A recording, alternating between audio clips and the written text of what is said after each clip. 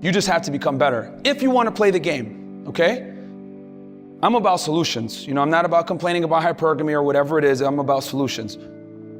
What are you gonna do? Well, I'll tell you guys this right now. You need to get in shape, number one, right? And there's many reasons for that. Number two, you gotta get your money on point.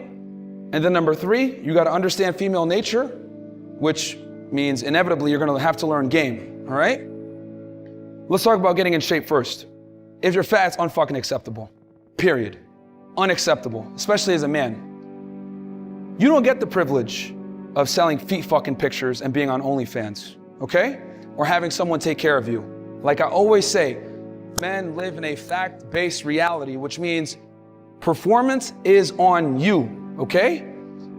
I can't tell you, being in Miami, how many girls I've met that are potheads, live with their parents, don't do shit, lazy as hell, zero ambition, but they've met Future, they've met Drake, they've been invited to yacht parties, they've been invited to mansion parties, they've rubbed elbows with top 1% men based off the way they look. Let me tell y'all niggas something, man. I could be the biggest Chad. Rihanna is never gonna invite me backstage. Ripped abs, even better looking teeth, like fucking get my nose fixed, you know what I'm saying, get my hair back. I would never, ever get invited by Rihanna. She wouldn't even give me an umbrella in the fucking rain. That just tells you right there that women have like a crazy edge in the sexual marketplace. They don't have to become, you do though. So the easiest way to give yourself a one-up is fitness. Because let me tell you guys something. No one can give it to you and no one can take it away from you, okay? And when you do build your body up, it creates this foundation of confidence that I can't even explain.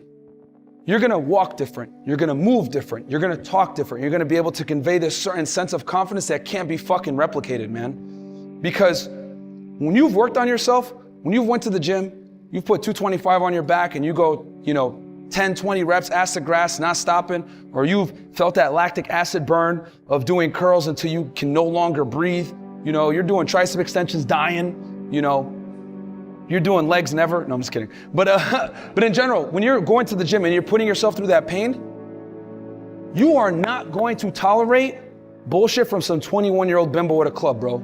You will not. Walk up to a girl, hey, what's up? Ew, bitch, who are you talking to? You know what I'm saying? Like you just get this certain sense of like, it's like when you work on yourself, the more you work on yourself, the more you increase your level of not give a fuckitude.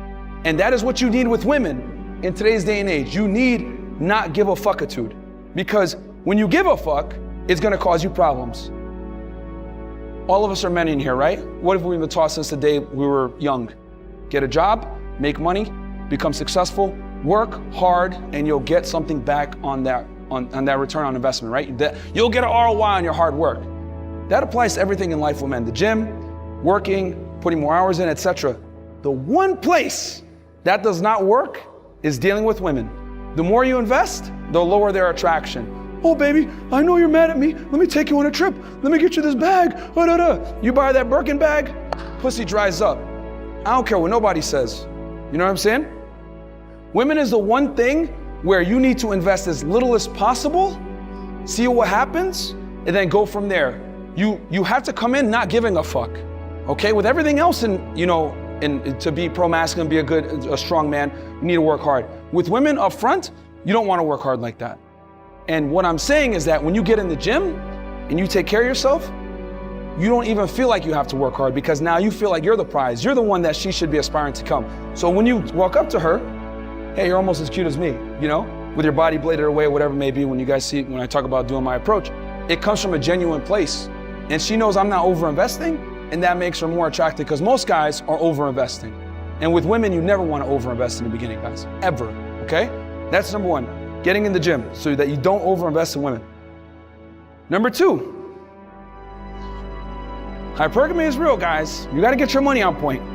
Can't be broke with these chicks nowadays. A lot of women make their own money, even though they're horrible with spending it, 80% of the consumer base, hold 3/4 of debt, but that's a whole other thing, right? How dare you, misogynist, but whatever. But they make their own money. Regardless of what their net worth is, they're gonna go off of how much they make. So even though you might have more money than them, let's say you make 50 grand a year, right? But you have a higher net worth, and she makes 100 grand a year, she's still gonna think she's better than you a lot of the times, at least on face value when you meet her on a date, whatever it may be, right? Because you tell her, oh, I do this for a living, I'm an IT tech or something like that, I make 50 grand a year. It's like, oh, well, I work at corporate sales and I make $100,000 a year. She's gonna think she's better than you even though you might still have more money than her at face value. So, and I wanna make this very, very clear.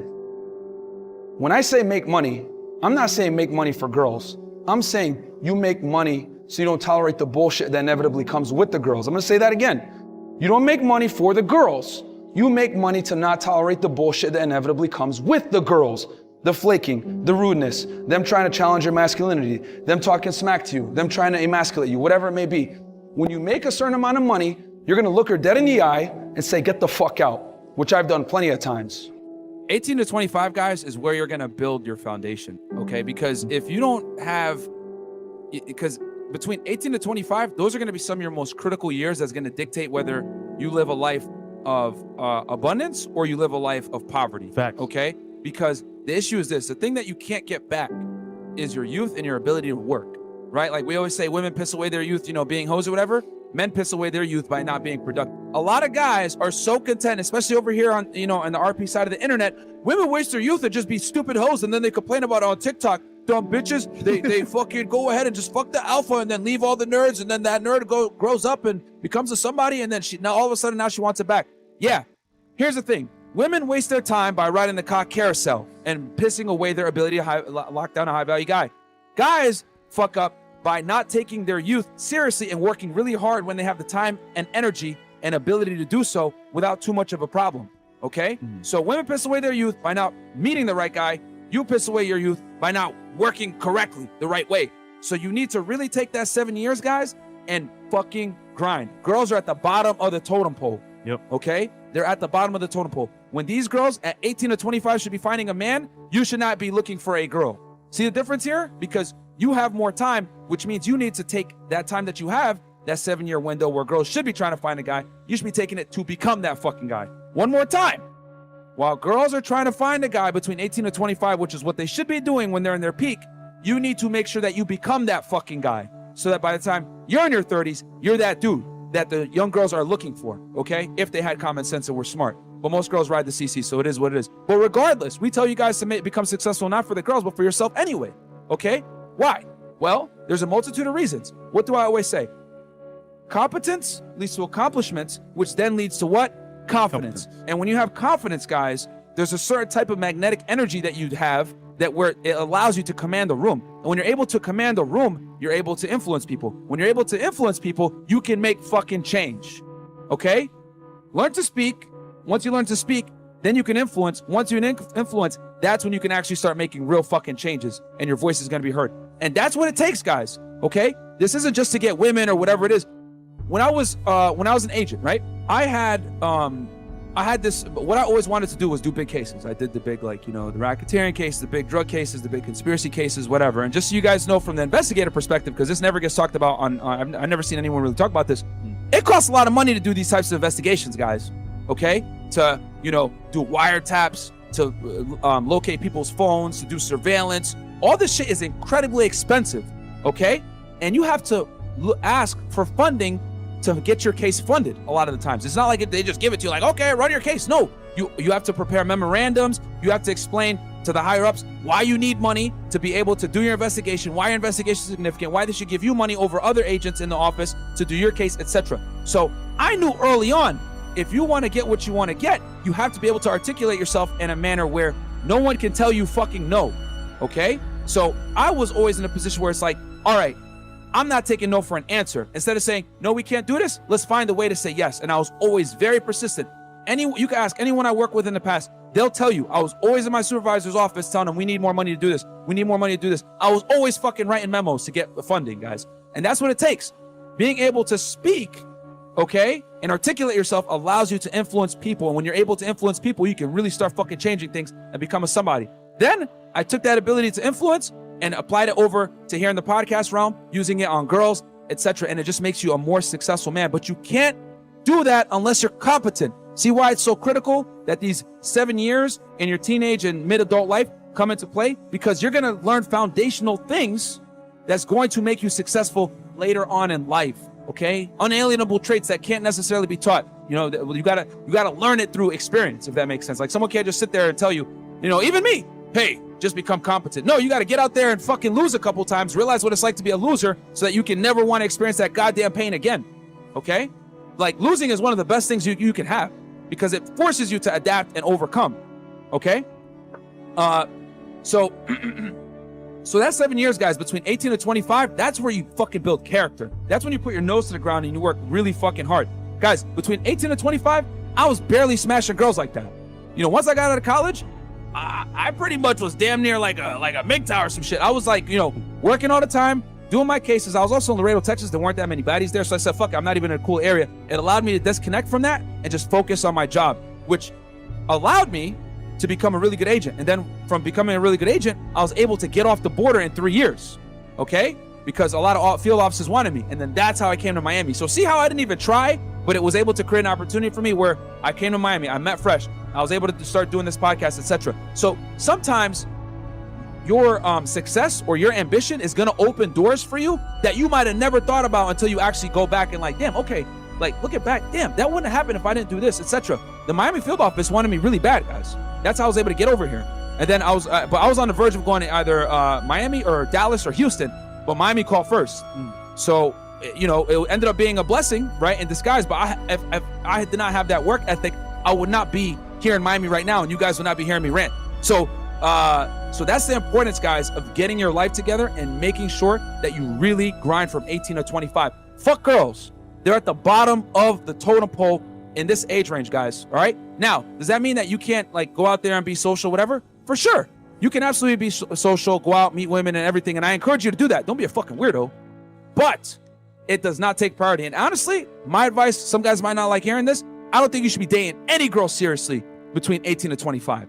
You shouldn't even be having a girlfriend, bro. I attribute a lot of my success to not being in any real serious relationships with women in that time period. It allowed me to be mobile. It allowed me to do what I needed to do. I never had to answer to no fucking bitch. And I was able to like just become successful. And then guess what? Now that I built it, I could do that, but I still don't want to do it because I want to keep growing. So you can never reach your 100% max with a girl by your side as you're building. See, that's the key, guys. What do you think is the biggest stumbling block that most people face with this kind of journey? Honestly, is they have the woe is me mentality. It's too hard. Life isn't fair.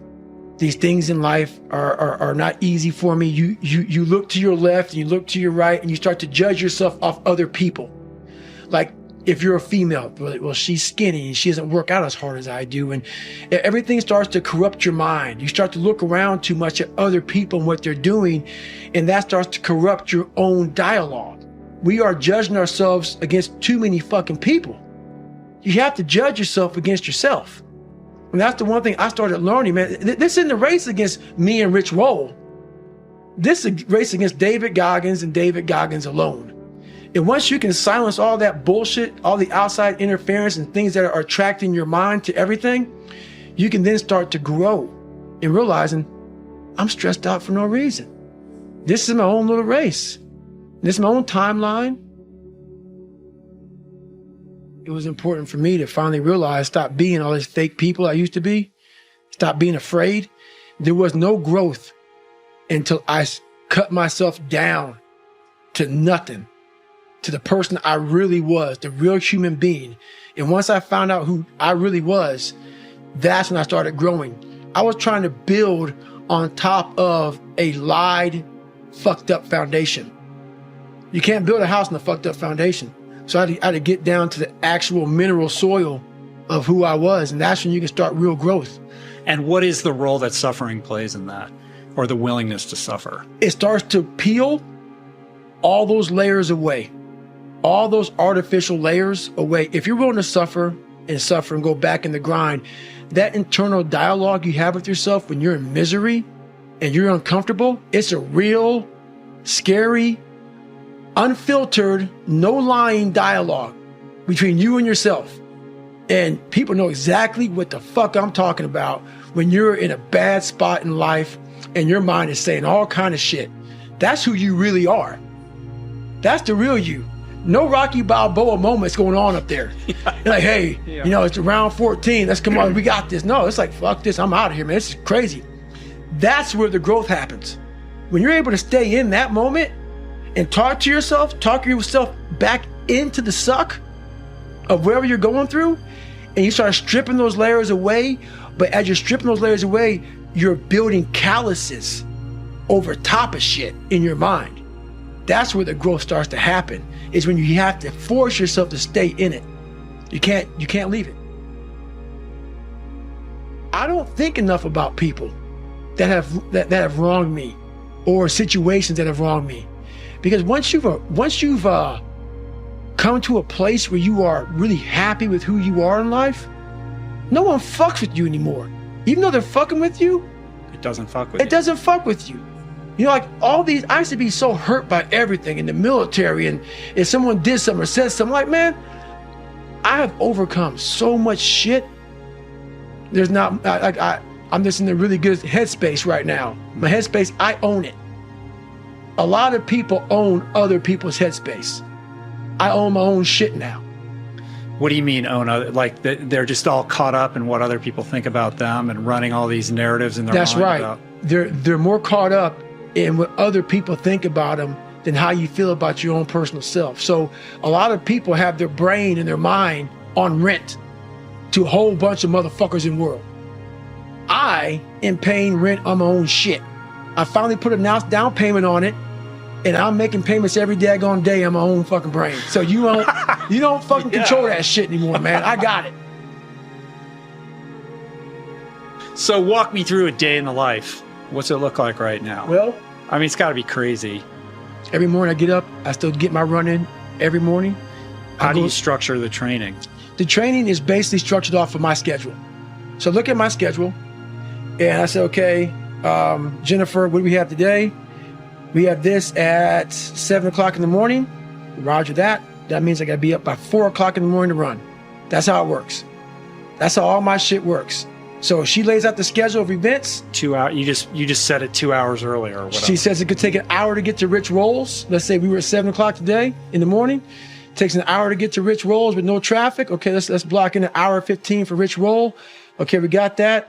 The morning time, I'm gonna run 7 miles this morning. I need 52:30 for that. Roger that. Put in shit, shower, shave. Add that in. So the schedule dictates, but I have all that Always time. just push it back, right? Just So push if it that back. means getting up at 1:30, Trust me. Roger that. I've done that several times. Yeah. Several. How much sleep times. do you usually get? I like getting 7 to 8 hours of sleep. Nowadays I can do that. But there's times where the schedule says, hey man, you're getting 3 hours. And if that's the case, Right. Merry Christmas. But guess what? Right now, it's easy to be happy. It's easy to smile. Those are the good times. The good times. Those times don't need to be trained. You know, I had to train myself for good times. Those times, for most people, don't need to be trained. What I'm trying to give you all is the misery of sometimes we go through in life. Those are the times we don't want to fucking talk about. We want to skip forward to peace. Let's skip all this pain and suffering and misery of real life. Let's cover it over, nice big blanket, and let's find peace. No. Sorry. It's not possible. Gotta go into that fucking hellhole of life that you have that fucked you up and fix it. And that's what I'm here to do. You got to go to war with yourself before there's peace. That's what I say in the That's book. what you say in the book. You yeah. must go to war with yourself before you find peace. So I'm trying to give you tools on how to do that. And I'm not considering to smile and be happy about it. It's a hard journey. It's a real journey. I'm the hardest working guy that doesn't talk about it. So basically, I don't take any days off as far as working out. First thing in the morning time is you have to build your confidence. And every day you're constantly gaining and losing confidence. You're never staying the same. So how you build your confidence is, if you like what you see in that mirror, that's how you start your day off. If you wake up and you look fat, you look out of shape, you're not feel good, which is, or you don't feel good inside. So my whole big thing is get up and work out. Shed some calories. Get the adrenals going. Get the mind going. Get all that going. Every day I run. every day I work out, a lot of people, what they do is they have these finish lines. And I have a saying that says, I don't stop when I'm tired, I stop when I'm done. When I was younger, I didn't have any goals. It's not really so much about goals, it's just to-do list, a to-do list. And as a human being, if you don't have a to-do list, you're gonna sit back and just fade away. Your brain is the most powerful weapon in the world. If you can't control your own brain, you gotta tell your brain where you wanna go and how you wanna go and how you wanna get there. You gotta control it. If not, it's over. A good human being, a fulfilled human being, doesn't need to break anyone down. All they do is want to build you up.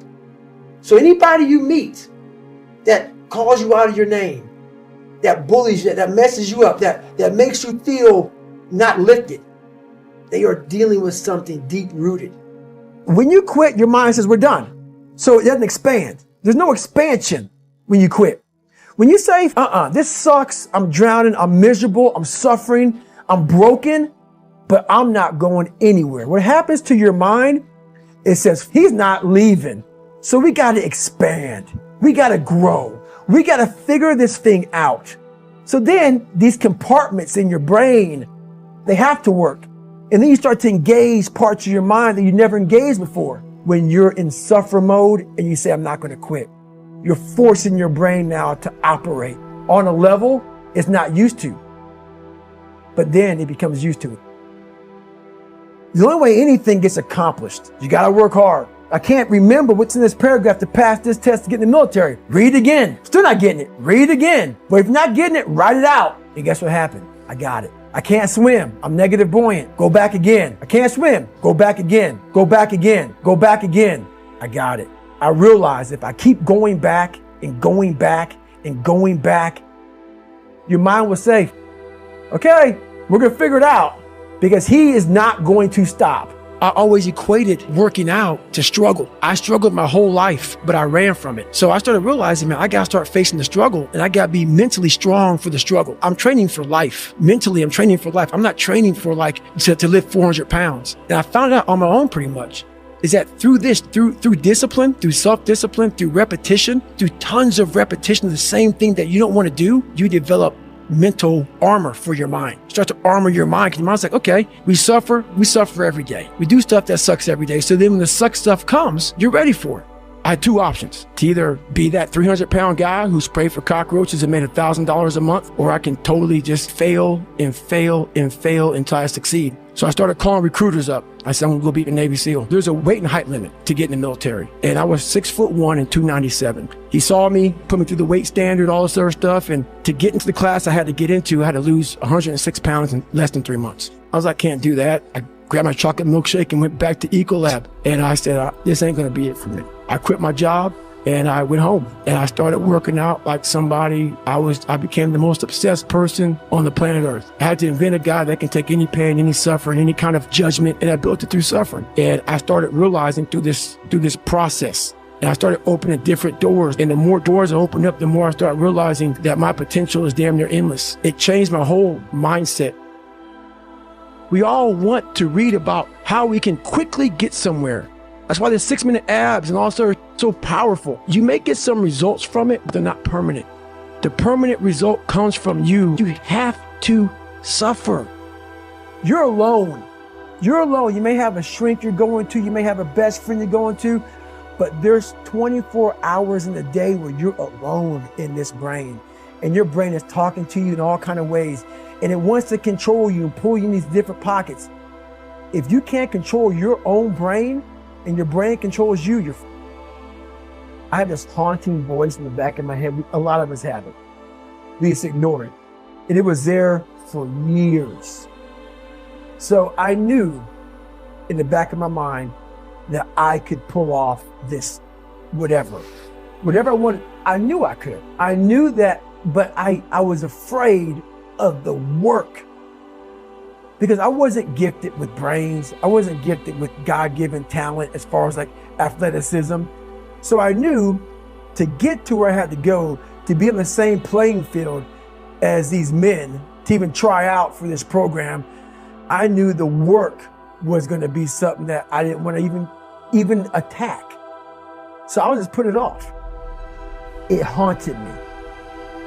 That's what I realized for myself was I wanted that comfort zone that everybody looks for, that pat on the back. They don't want to hear all the bad. They want to hear everything that they're doing right. And I realized that's what kept me in this world. That's what kept me in this world of not accomplishing anything. What I did was I became that big, bad, nasty that you don't want to walk into at nighttime. I became the roughest critic in the world on myself. And that's what changed me. I literally saw myself in the mirror. I saw the truth versus saying, my dad did this to me from beating me. My life did this to me. My broken foundation did this to me. I took that and said, you know what? Well, some people may help this happen, but now I have to own this.